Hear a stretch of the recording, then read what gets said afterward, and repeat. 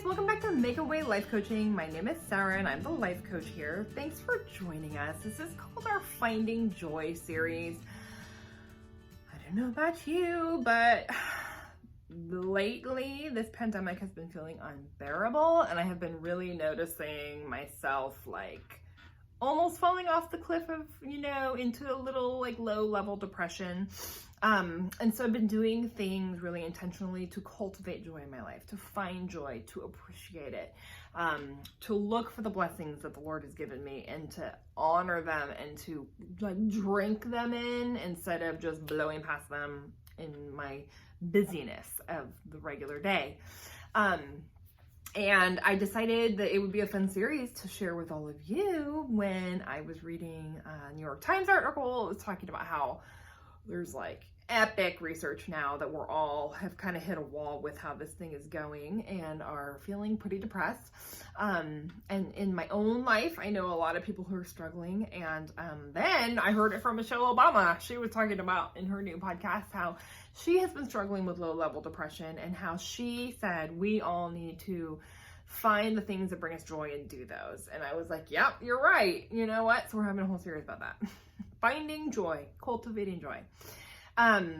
So I have mentioned, and if you follow me on Facebook or Instagram, then you have been experiencing my joy with me because every single day I have been keeping a little like journal on my Facebook and Instagram pages where I am documenting one thing a day. That's it. Doesn't cost me anything. And it's one thing. It's not hard. Okay. One thing a day that brings me joy. And it's been so life-giving and it has been really bringing my attention. So I talked about this last week, but the brain needs a leader, okay? So be careful what you're telling yourself and be careful where you're putting your attention. I know before I started this series, my attention, like August was approaching and normally this is the most wonderful time of the year for me because my kids are going back to school in August and I live for that. I love school, you guys. I love that they're having fun. They're learning. I get some peace and quiet, which I think is an underrated commodity. And I have my little like school routine and I lead a Bible study at church and I have my life coaching that I do with my clients. And I love that. That's what I live for. Summer's always been a drag for me without the routine and without any quiet time. And so usually August 1st comes and I'm like, oh my gosh, it's August. I made it. We just have 2 more weeks and the kids go back to school. But there is no back to school this year where I live. The kids are going to be home at least through December and that is intense. Oh my gosh. So I noticed some despair setting in. Like I was like, I don't know, this is too relentless. I just can't take this. I never signed up to be a homeschooling mom. I used to be a teacher. I actually know how hard teaching is. Okay. I don't devalue the teachers in my life. I love my kids' teachers. I appreciate them. I want them all to get raises because it's the hardest job in the world and I never want to do it again, but now here I am doing it again. So blah, blah, blah, blah. But this practice, the simple practice of just documenting little things every day that bring me joy has really brought me so much joy. And here's why. When you wake up in the morning and think, I wonder what my thing is I'm going to put on my Instagram page today that's going to bring me joy, then all day long, your brain is scanning for joy. That is powerful. Instead of your brain scanning for like, oh, husband left his socks by the bed again instead of in the hamper, or, oh, children, nobody's replaced the toilet paper roll in 3 weeks. Why is that okay? So instead of scanning for things that are going to drive you up a wall, your brain will start scanning for the things that bring beauty and joy and love to your life. And I'm telling you, that is a better place for your mode. That will help you, okay? So I recommend you try this, put it on your social page or just keep them on your phone, look at them, or create a blog, whatever. All of these things are free, you guys. It's so great. We live in a cool era for cool things to do that are free. So I wanted to share some of my favorite things with you, but also I wanted to offer you a tip. So when you find your thing, like in the beginning of this journey, I noticed on my jog, so I live in California and this time of year is our fire season. And that's super stressful. And it's like, everything is so dry. So dry. You could just like drop a match and everything within like 100 miles would just burn. Okay. It's not so refreshing. We had friends visit from Oregon and they were like, it's so dry here. I'm like, I know. And so everything's dry, like dry grass. That's what I see on my dog. But I noticed the other day, this beautiful, I'm going to put it on the screen now, this beautiful cornflower colored wildflower. And it was just this little grove of them. And it just brought me so much joy. And here's what I want you to do. When you find your thing for the day, I want you to like take it in, smell it, all your senses. Just tune into what the surroundings sound like. What does your thing look like? What does it feel like? Okay, touch the flower, smell the flower, look at the flower, listen to the birds, and take it all in, drink it in. While you're doing that, connect your breath, just like a breath in and a breath out. That brings you to the moment, and that's when you're most alive, right there, okay? There is no, the moment coming hasn't come yet, and the one past is gone. The only one you have is right now, and it's so important to connect right now. That's really good for your mood and your brain too. So that's what I would recommend. When you find your thing, just sit with it for a second. It doesn't take long. Take a deep breath, and that's it. You're in the moment with your thing, and it's powerful, okay? This has been really life-giving for me. I want you to do it too. So I wanted to share with you some of my top things so far. I already shared with you the flower. Wasn't one of my top things, but that is a very beautiful flower. Another thing is I shared one day a video of my pug snoring.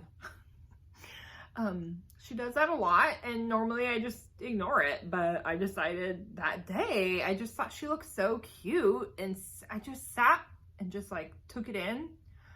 It was like really beautiful.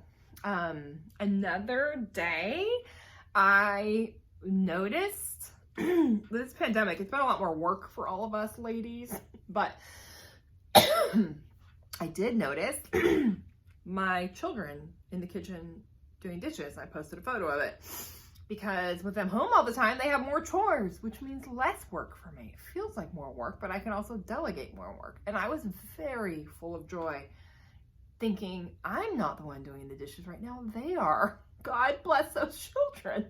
That brought me joy. Even though they were bickering, whatever, I ignored that part.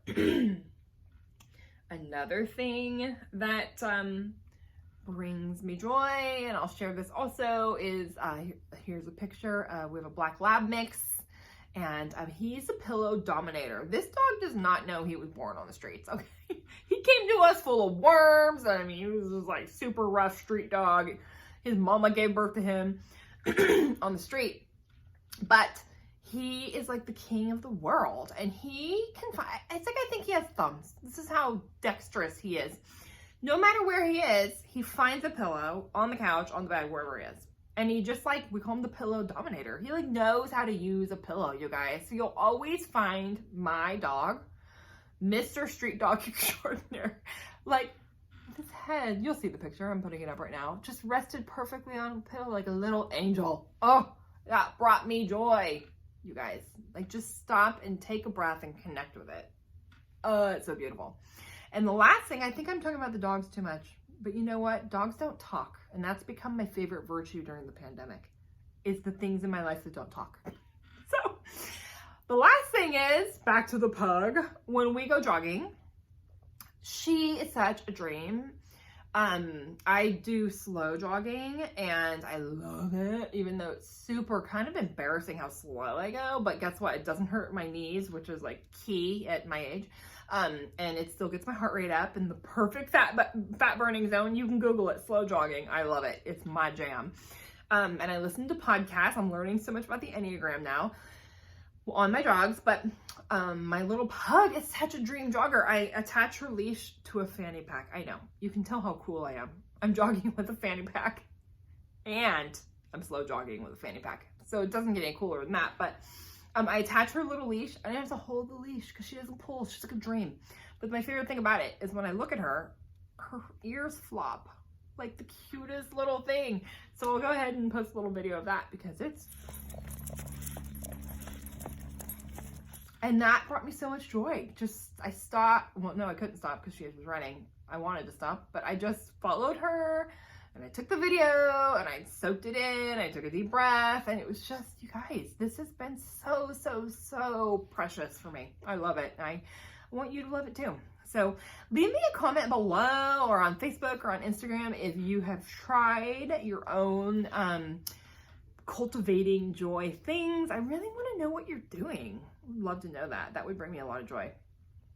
And that's all I have for today. Cultivating joy. You got to do it, okay? You're either going to cultivate like anger, resentment, frustration, fear, or you're going to cultivate joy and laughter and happiness as much as you can during these super trying times. And I would really encourage you to do some things that will bring more joy into your life.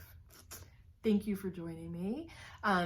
If you want to see, if you haven't already subscribed to my Instagram and Facebook pages, that's where I'm posting all my things that bring me joy every day. I would love for you to join us over there. You can find the links to those on my website, makeawaylifecoaching.com. You'll see the Facebook and Instagram links. You can also subscribe and get my once-a-month email that only subscribers get, and you'll never get anything else. I will never spam you, I promise. That's it. Come back next week. We're going to be wrapping up this series talking about what story are you telling yourself about this understandably hard time in life, because stories are powerful. So join us next week. I look forward to seeing you then. Thank you. Bye-bye.